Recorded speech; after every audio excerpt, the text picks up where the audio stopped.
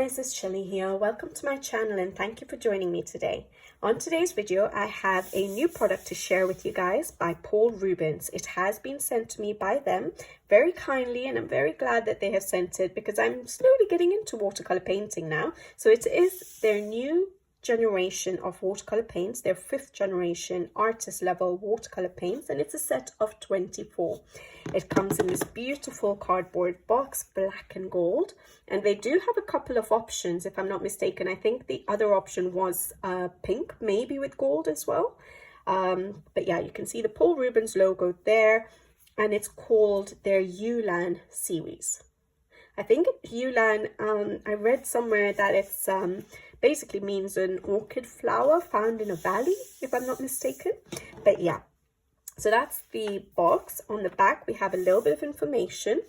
So it does say artist watercolor pigments, the YouLan series, watercolor paint, 24 colors, and all the other information there for you. All right, so yeah, we can open it up and see what it's all about.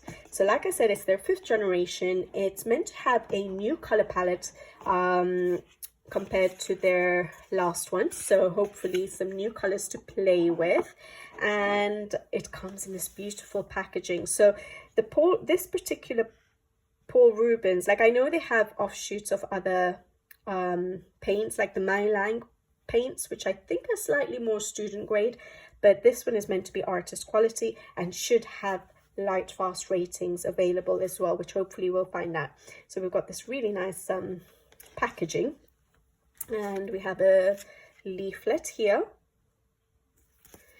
which is not in English, but I think that's all the colors that might be in this set. That looks more than 24, doesn't it? Okay, so that might be more than 24, but anyways, that's the colors, numbers, and there is, obviously we can translate it with Google Translate, but those signs there I think will be the last light fast rating.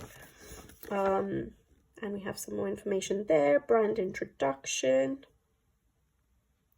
it's in English as well. You can always pause and read if you're interested.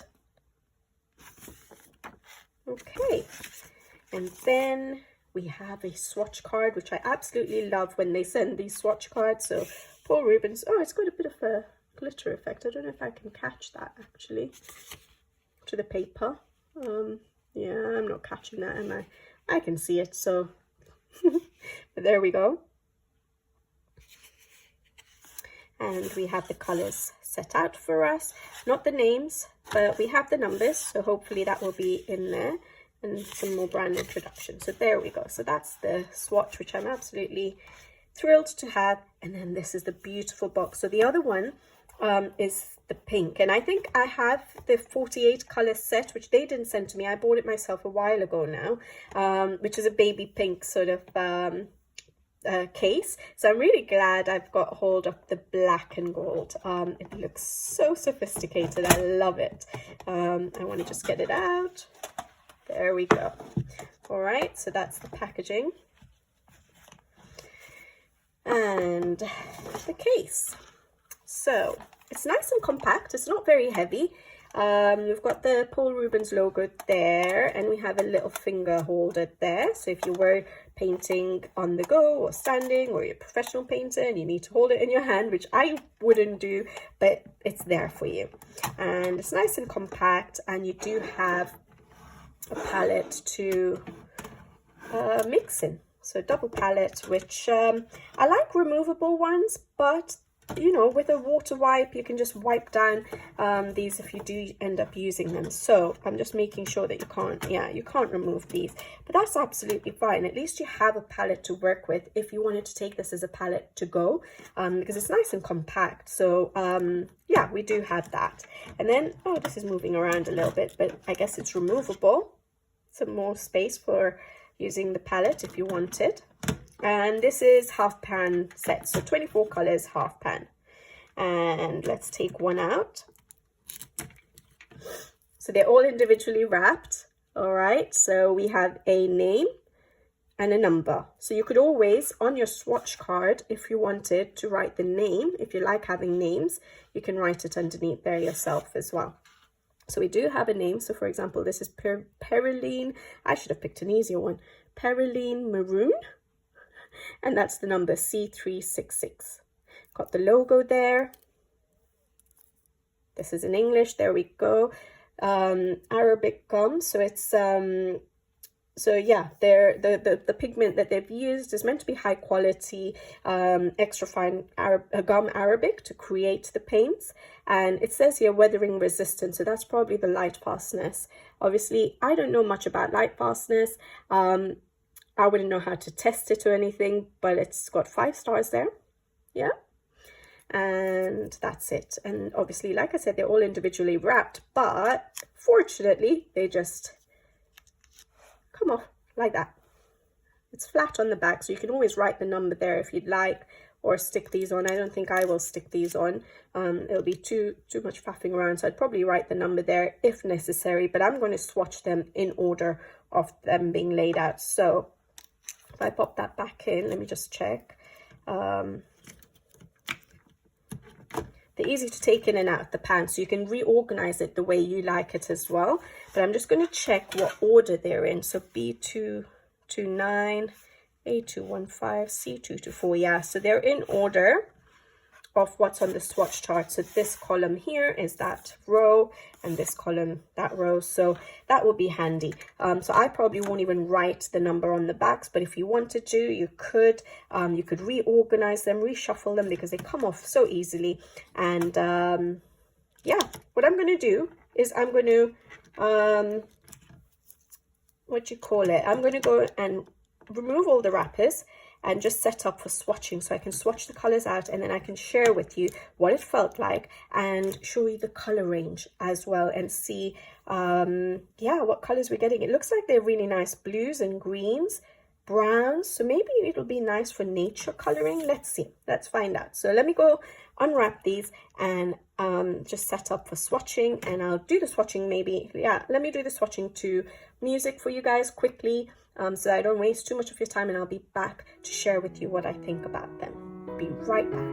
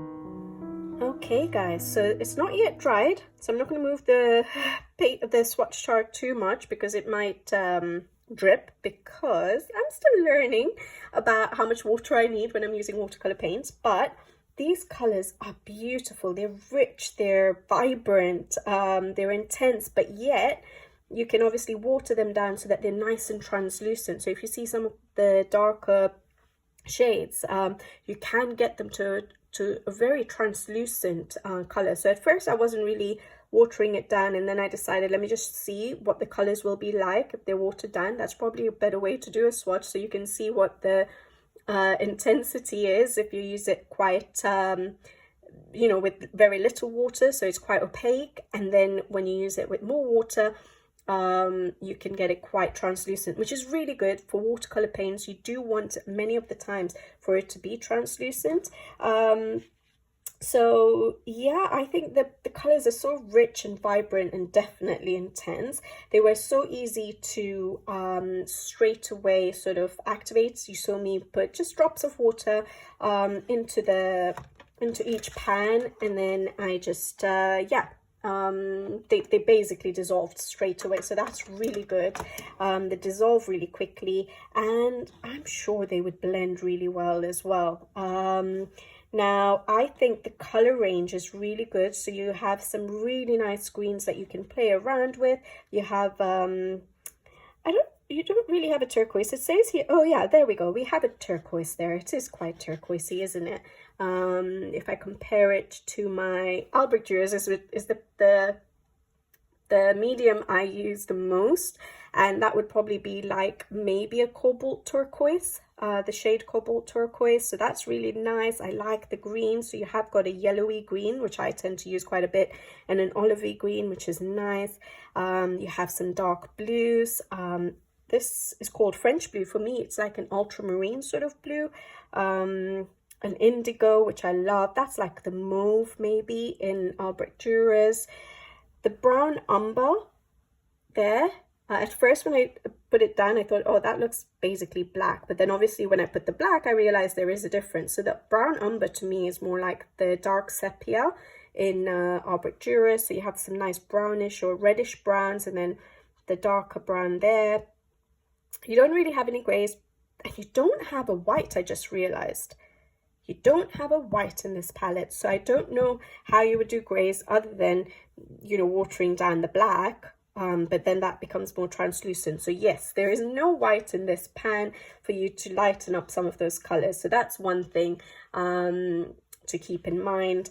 But the colors otherwise are beautiful. I love the red, the pinky reds there, the oranges, and I don't work with yellow and orange that often, so I'm glad that there's not so many of them in the palette, but I really like these colors. So yeah, great colors. I think they're beautiful colors to do landscapes and, you know, nature work with. So that's really good. A nice compact palette with some beautiful colors to work with, intense, colorful, yet translucent.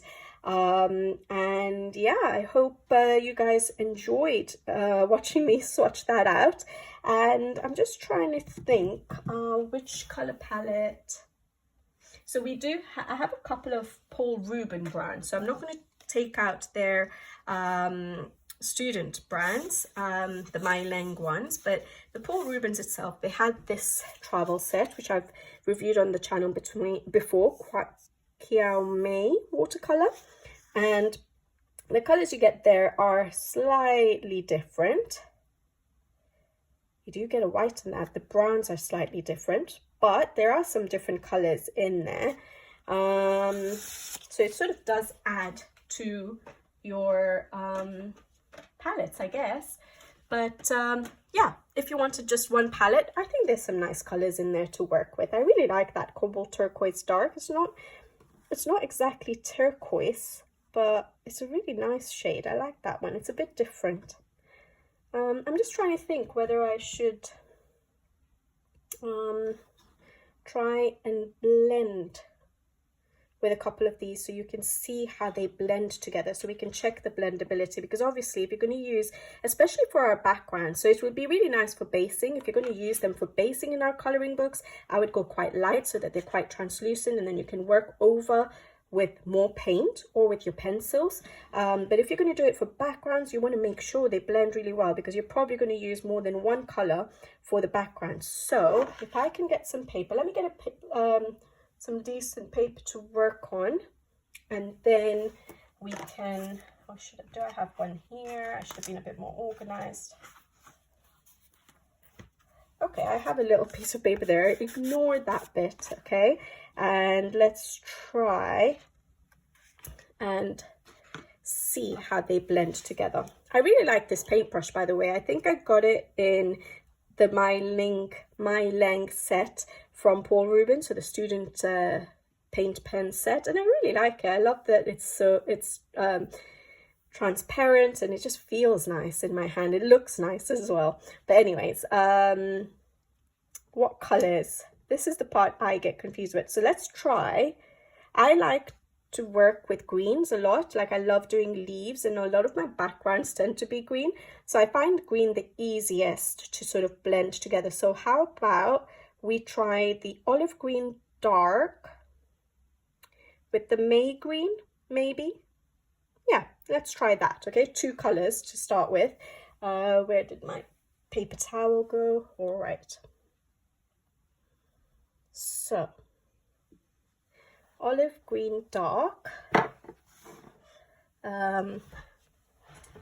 Is this one here? Can you guys see? And I'm still learning, guys, with paint, but it's dried up a little bit, this May green.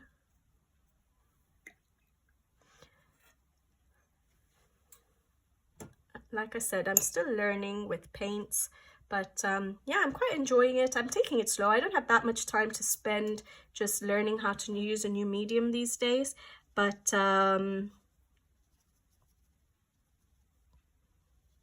there we go. That blends quite nicely, doesn't it? But I am trying to use it for backgrounds. I've tried to use it for, basing as well, in some books. I've done a green background recently in a Hannah Carlzon book, which I really enjoyed doing. So yeah, it does blend well. I think my May green was a bit dry. Let me just put a bit more water in it.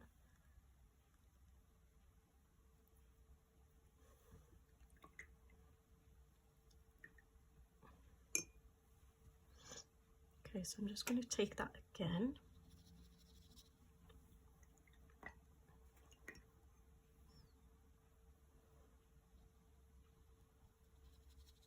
You guys are probably going to be looking at me and saying, you have no idea what you're doing. And I don't. I don't have time to learn. I've been just doing it as I go along and just learning how to do things myself. I will eventually try and, watch some YouTube videos and learn how to do watercolor painting. But yeah, I quite like that. What other color can I play with? I want to see which ones are not dried up.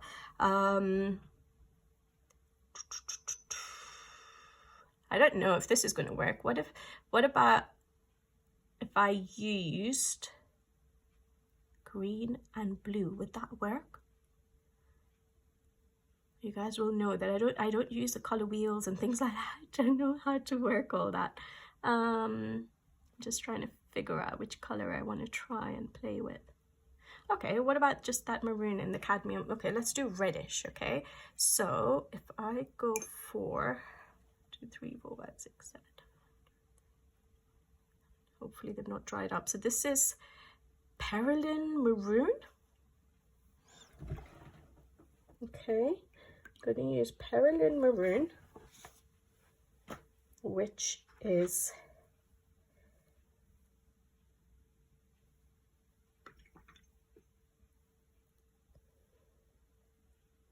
sorry, I'm just putting a bit of water into my paint pans. All right. So I'm going to use the Perylin Maroon and the Cadmium Red Light. Let's see what that does.